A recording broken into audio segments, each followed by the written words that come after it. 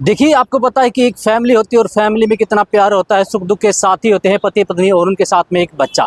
आपको बताना चाहें कि अभी अभी एक इतना बड़ा हादसा हो गया कि देखते देखते बच्चे का पैर अलग हो गया। आपको बताना चाहें कि जो कलिंगा का वहाँ पर बाइक के साथ एक ट्रैक्टर का एक्सीडेंट हो गया और एक्सीडेंट भी इतना भयानक हुआ कि आपको बताना चाहें कि जो परिवार था, परिवार में से तीनों लोगों को चोट आई। क्योंकि आपको बताना चाहें कि जो परिवार था वो बाइक पर सवार होकर रोहतक से अपने घर आ रहा था। आपको बताना चाहें कि जो परिवार था, यानी कि जो महिला थी सुशीला नाम की और जो व्यक्ति था जिसका नाम सोनू था, वो अपनी पत्नी को मिलाने के लिए सुशीला के मामा के घर से वापस आ रहे थे। तभी अचानक तेज गति से आ रहे ट्रैक्टर के साथ कलिंगा मोड़ पर उनका भयानक एक्सीडेंट होगा, जिसके चलते राहगीरों की सहायता से उनको भिवानी के नागरिक अस्पताल में लाया गया, जहाँ पर डॉक्टरों ने उनका उपचार करते समय जो बच्चा है उसको रोहतक रेफर कर दिया गया और साथ में जो महिला और पुरुष थे उनका भी ट्रीटमेंट करते हुए, उनकी हालत को देखते हुए उनको भी यहाँ से रोहतक रेफर कर दिया। लेकिन आज समय की बात ये है कि जो रोहतक के जाने के लिए जो टाइम लगता है उसके लिए जो यहाँ पर एम्बुलेंस की सुविधा है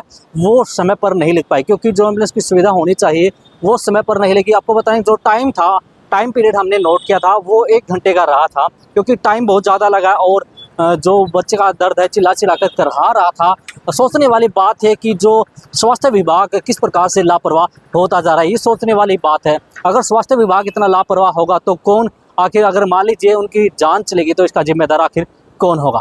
फिलहाल जो भी अपडेट होंगे लगातार पहुंचाने का काम करते रहेंगे। फिलहाल अब तक की सबसे बड़ी अपडेट हमने आपको दी है कि एक जो परिवार था, जो कि जो महिला थी वो अपने मामा के से मिलने गई थी रोहतक आते समय कलिंगा मोड़ पर एक दर्दनाक एक्सीडेंट होगा, जहां पर उनके बच्चे की जो टांग है वो अलग हो गई और उनको उपचार दिन के लिए भिवानी के नागरिक अस्पताल में लगाया, जहां पर डॉक्टर ने उपचार दिन करते हुए उनको ट्रीटमेंट देते हुए यहाँ से भिवानी से रोहतक रेफर कर दिया। लेकिन आपको बताना चाहें कि एक बार फिर से मैं कहना चाहूँगा कि यहाँ का जो स्वास्थ्य विभाग है वो लापरवाह नज़र आ रहा है, क्योंकि अगर समय रहते उनको यहाँ से रोहतक रेफर कर दिया जाता तो शायद बच्ची की टांग को शायद बचाया भी जा सकता। लेकिन जहाँ पर डॉक्टर ने उपचार तो किया, लेकिन जो एम्बुलेंस का टाइम समय पर लगनी चाहिए थी वो नहीं लग पाई, जिसके कारण लोगों को काफ़ी समस्याएं भी आएंगी और आने वाले समय भी हो भी सकता है जिस प्रकार से स्वास्थ्य विभाग लाचार नजर आ रहा था। तो फिलहाल जो भी अपडेट होगी लगातार पहुंचाने का काम करते हैं। फिलहाल आपके लिए इतना ही, तो आप हमारे साथ बनिए और देखते रहिए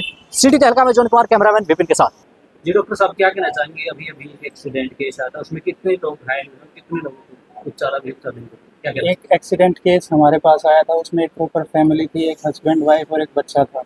उनको हमने प्राइमरी ट्रीटमेंट यहाँ पे दिया। उनको ज़्यादा चोट थी इसलिए हमने उनको रोहतक रेफर कर दिया है पीजीआई। और उनका मेन प्राइमरी ट्रीटमेंट हो गया था। तो डॉक्टर साहब, जिस प्रकार से देखिए ट्रीटमेंट आपने दिया, तो क्या कहना चाहेंगे? उनको सुपर स्पेशलिटी की ज़रूरत थी ज़्यादा, क्योंकि एक बच्चा था उसका पूरा पाँव कट गया था।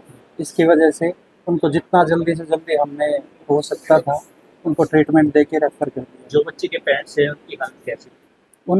उनकी माताजी की हालत थोड़ी गंभीर है। उनको सर में चोट आई थी, वो अनकॉन्शियस थी। अभी फादर फिर कंपैरेटिवली ठीक है। आपका शुभ नाम? विनीत।